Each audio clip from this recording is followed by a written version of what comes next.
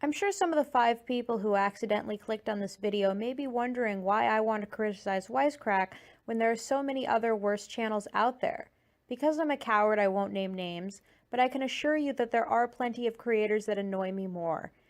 But I fixated on Wisecrack because I have a personal connection to the channel, and I have never, ever seen any criticism of the channel online, even after searching everywhere except for the YouTube comment section. I don't think Wisecrack deserves too much criticism, but I think there being so little that it's difficult to find is disproportionate to what a healthy YouTube channel with over 2 million subscribers should have. And although I would love to make a video criticizing everything wrong with Keenstar, that video already exists. It's called Tube News, and it's perfect. Oh, and a quick thing. I should make it clear that I'm only going to be focusing on the main series of Wisecrack. Thug Notes, The Secret Meaning Behind, and any of their podcasts will not be discussed in detail. And whenever I say Wisecrack, what I'm referring to is the writers of the one with Jared again. Gerard. Okay, one more quick thing, and then I'll get started, I promise. I need to get this out of the way. I made this in Windows Movie Maker with a cell phone during finals week, and I barely know how to turn on a computer. But I can do this. Moving on. What is there to be critical of Wisecrack for? Well, let's go back in time to when somebody posted this cringy thing on Reddit.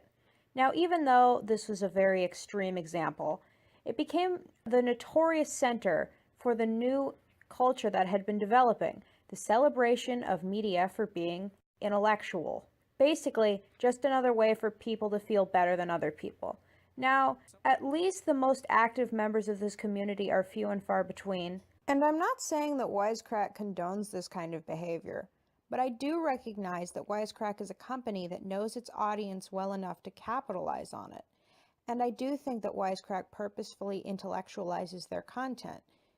BoJack Horseman, South Park, and Rick and Morty are all notorious for being intellectual food, so it's no coincidence that they're Wisecrack's top picks to make content on. That's not to say they aren't clever shows worthy of being philosophically analyzed. Rick and Morty is a clever show with incredibly creative writing sometimes. BoJack Horseman has emotional depth and complex social commentary. And South Park is oozing with social commentary and political philosophy. I think. I'm about 90% sure. But there's a few issues with the way Wisecrack goes about analyzing this content. The first issue I want to talk about is their video editing, both in ways of quality and length. Wisecrack makes a lot of solid points and good videos, but they maybe make it seem like our brains are working harder than they actually are. How do they do this? With bright colors, big words, articulate sentences, simple but flashy and constantly moving video editing, and a few subtle pats on the back for being an intellectual. How do two Sanchez's cursed with intelligence find meaning in an uncaring world? It's all very stimulating, but everything discussed in a typical video could honestly be done in about half the time. I'm not saying that Wisecrack has no substance, just that it holds less substance than it advertises itself as having. For example, there's a recent episode of Wisecrack about how Monty Python shaped modern comedy. Look at comedies today. South Park, Rick and Morty, or even Deadpool. All hilarious in their own unique ways, but without Monty Python, they probably wouldn't even exist. The first 8 minutes of this video is the clearest example I've ever seen of Wisecrack over-intellectualizing something, with the Wisecrack writers convincing me that the Holy Grail was a masterpiece because of the way it turned traditional tropes on their heads, until I realized that although the Holy Grail is a witty enough film, that's just a description of a parody. Their all-time classic, Monty Python and the Holy Grail. Whereas Deadpool lampoons only the comic book meta-narrative, Monty Python and the Holy Grail is defined by breaking down multiple meta-narratives. Among them, Arthurian chivalry, Christianity, logic, and the very medium of film itself. Monty Python and the Holy Grail completely dismantles and mocks these time-tested tenets. Who's that then? I don't know. Must be a king. Why? He hasn't got shit all over him. When Sir Robin encounters a three-headed giant, his minstrels sing the heroic narrative that everyone expects. Bravely bold Sir Robin rode forth from Camelot. He was not afraid to die, oh brave Sir Robin. but Robin himself runs the hell away as quickly as possible. Brave the robin ran away. Or look at their DHMIS/Too Many Cooks video. Look at how long it takes them to make their opening point, which is that these videos are creepy because they mess with our sense of nostalgia. Why are a repetitive sitcom intro and an ode to British children's television two of the most disturbing things on YouTube? Although they don't seem terribly similar, both utilize a special nightmare sauce that really gets under our skin. That sauce? F***ing with nostalgia. In Too Many Cooks, the aesthetic of the comforting TV families of the 80s and 90s are quite literally murdered.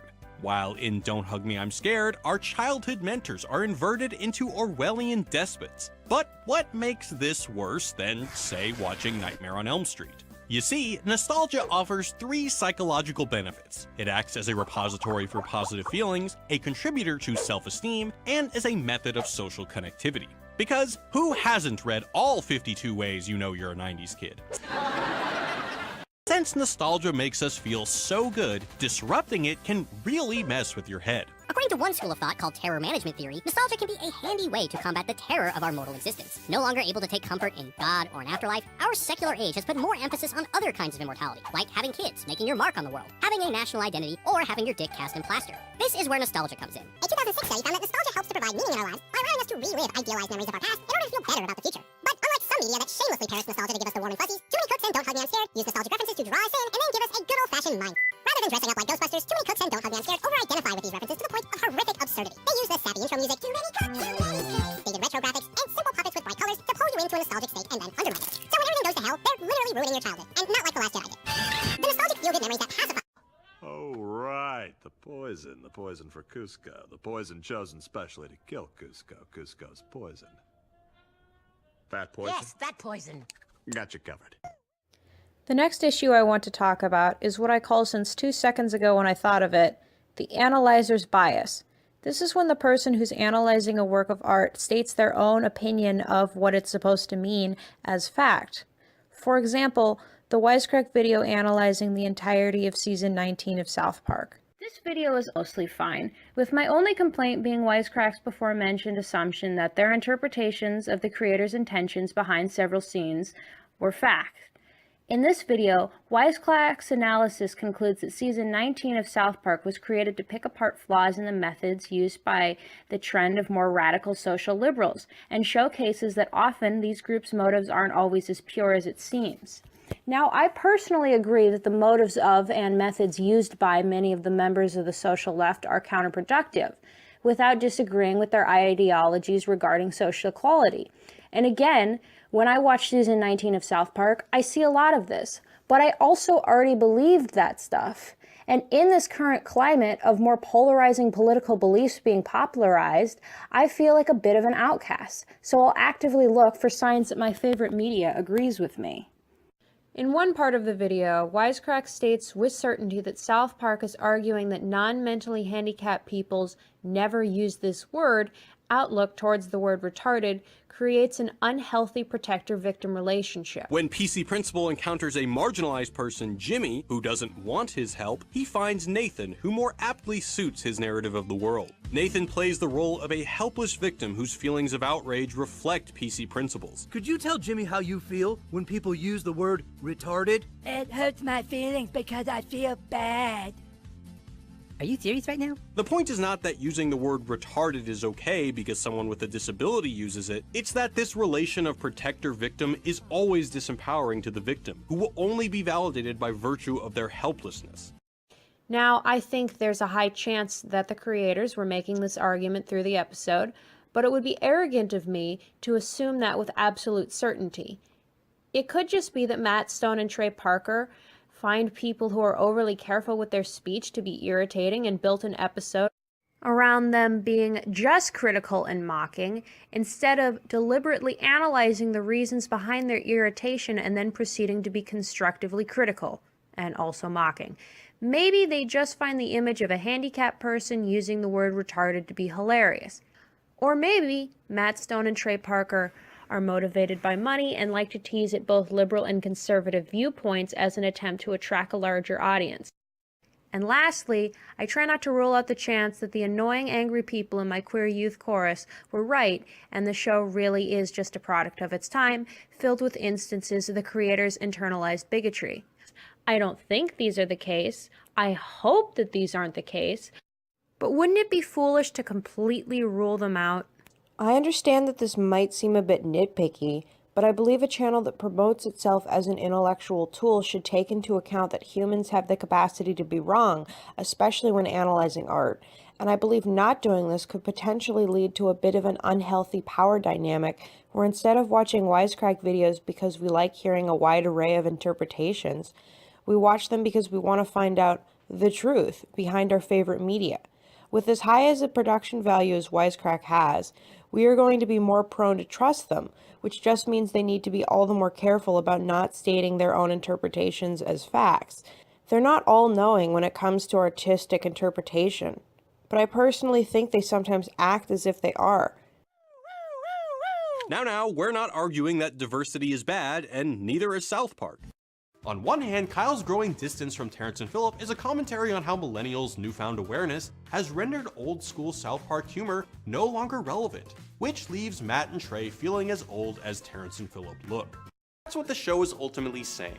We need to figure out how we talk to each other about history and complicated ideas of culture, or else we'll just be crossing wires, making messes, and shitting in public places. Instead of encouraging debates where people discuss how they personally interpreted the media, their certainty encourages people discussing like this.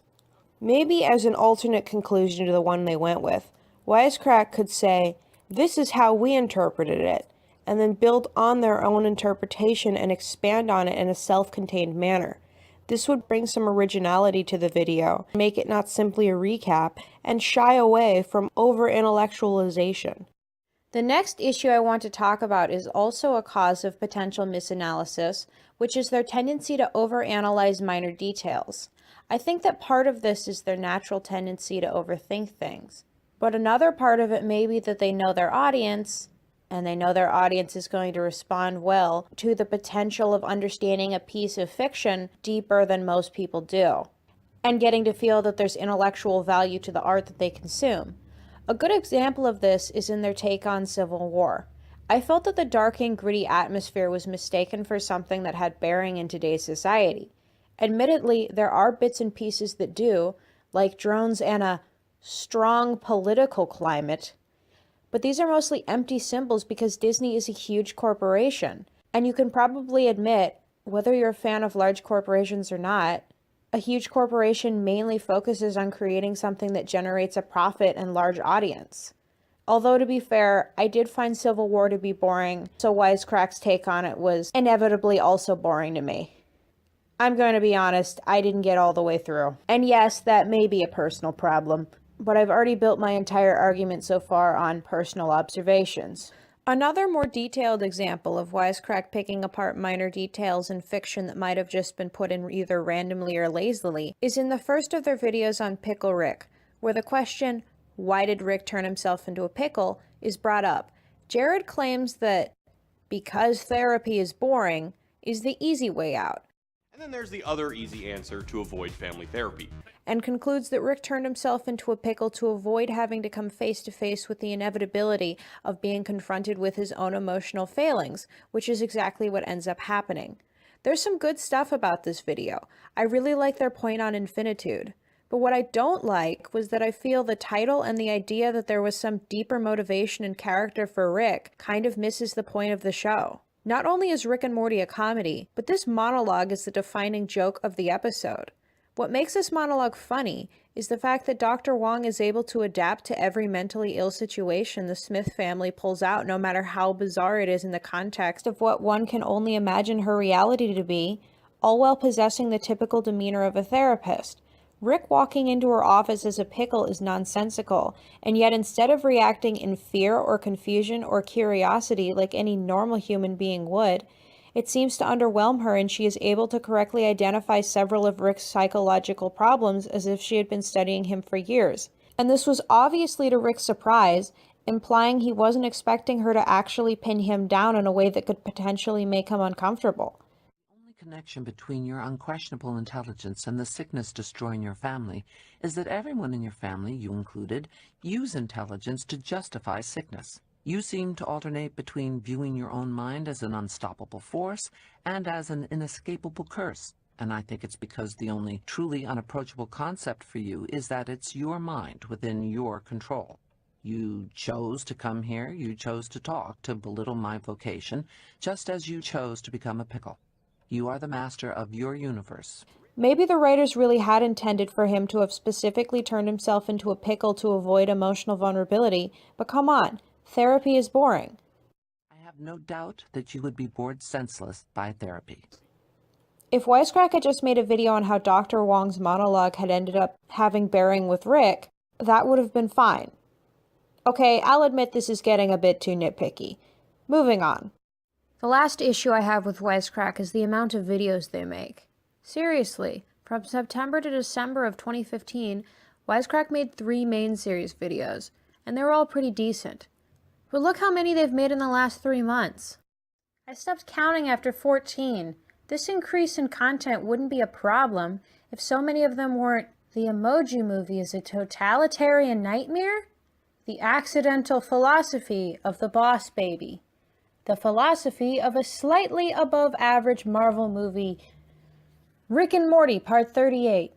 All movies and TV that are big in pop culture, which wouldn't be terrible if all of these had substance to them, because again, this is a channel that prides itself in being an intellectual tool. Was Thor Ragnarok Marvel's smartest movie? No, it was a decent comedy and good action movie. Oh wow, the Emoji Movie was lazily put together and its message is inconsistent? Who would have guessed? The Boss Baby something something, who cares? I understand that a full and consistent upload schedule is usually considered a good thing. But what makes Wisecrack specifically a bad choice for this model is not only does the quality of their videos depend on their own minds, but also on the works of others.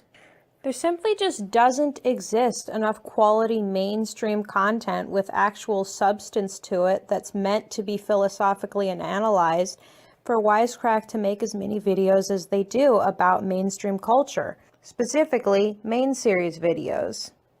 And yet they choose to anyway, while making thug notes, which I have no complaints about because it's perfect, at the same rate and completely cutting out 8-bit philosophy, which I find upsetting, but I see as another piece of evidence that the Wisecrack team has been working for that big audience and quitting their day jobs.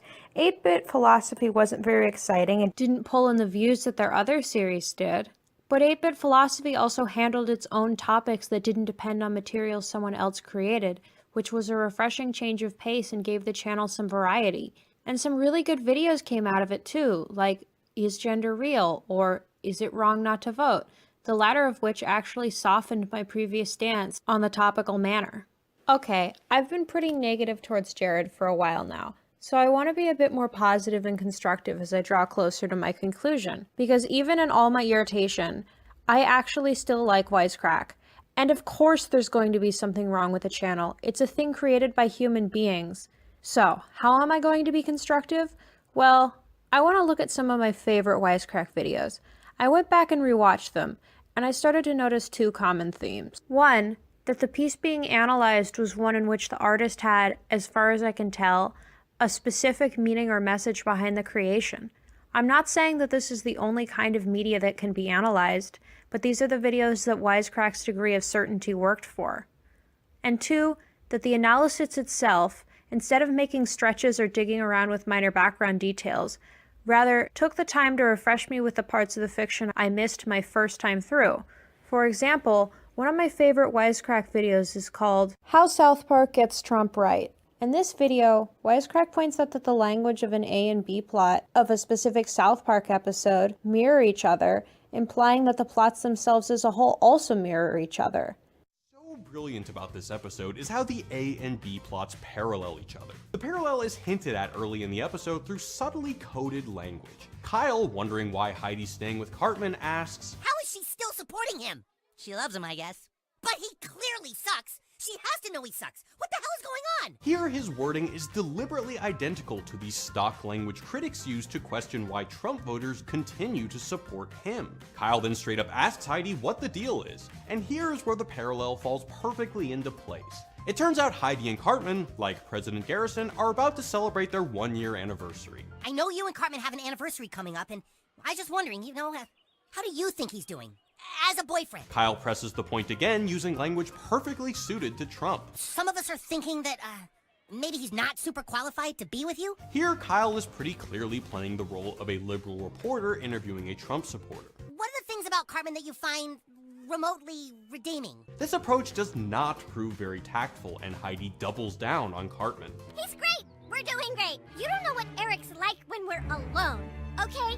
He's actually really good to me! Later in the episode, we see the exact same exchange in a more familiar context. Speaker Ryan, it's the anniversary of the president being elected. How do you think he's doing?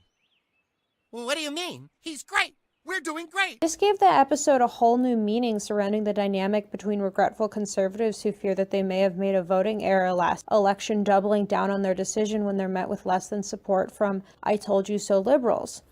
To the dinner with Heidi and her pals, who bombard her with an array of smug jokes about Cartman's racism and sociopathic tendencies. Heidi, come here! I want to kiss you with my tongue! Ultimately, all these antics do is put Heidi on the defensive, making her feel stupid. I didn't notice this parallel when I watched the episode the first time, but Wisecrack took the time to pause the episode and point out the parallels in plots and language used in said plots so that I didn't have to watch the episode 10 times. Wisecrack managed to add to my experience. Before we started going out, I was in a really bad place. I felt pushed away by society. Then this guy came along who told me all the things I wanted to hear. And I just went with it. Does that make me a bad person? No, honey. Good people make bad decisions every day. I've been defending him for so long. Oh my god, you guys. Guys, Cartman's a metaphor for Trump, and Heidi's a metaphor. Oh my god. Nobody cares, Zoe. This is what I think a good analysis channel should be. I believe the root issues with Wisecrack is that they produce too much content and focus just a bit too much on profits by trying too hard to sound smart and attractive to wide audiences, which has probably pulled in a bit more revenue from those Blue Apron subscriptions, but lost them part of what the essence of a solid analysis channel should be. And I want to make it clear that I don't want this to turn into me accusing them of and chastising them for selling out, because I understand that sometimes money is difficult to come by, and also because I could totally be wrong that their business plan is financially corrupted in any way. But I still personally think it's deceptive for them to claim themselves as an intellectual tool with what they create now. And it's my right, and I personally believe my duty, to criticize them if I see fit, which I do. But I do want to clarify one more time that I respect Wisecrack, and I believe they have created plenty of quality content. To be honest, they probably do a better job than I ever could. Does that make it unethical for me to criticize them?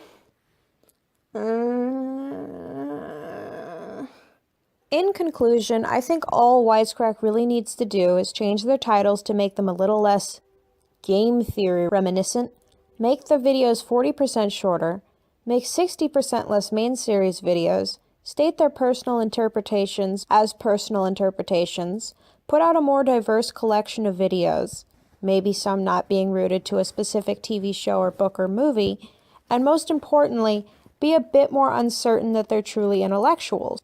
I'm not saying they're not, just saying that they can't say that they are because it makes them look like tryhards, and I can't say that they are because it makes it seem like I have the authority to claim someone as an intellectual, implying I consider myself to be an intellectual, making me look like a tryhard.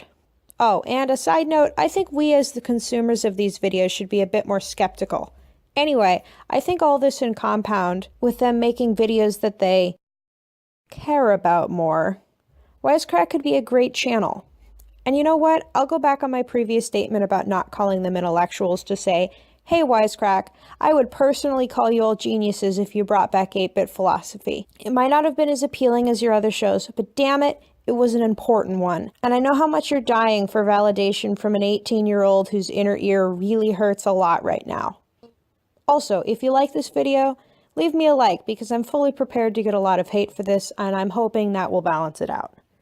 Bye-bye!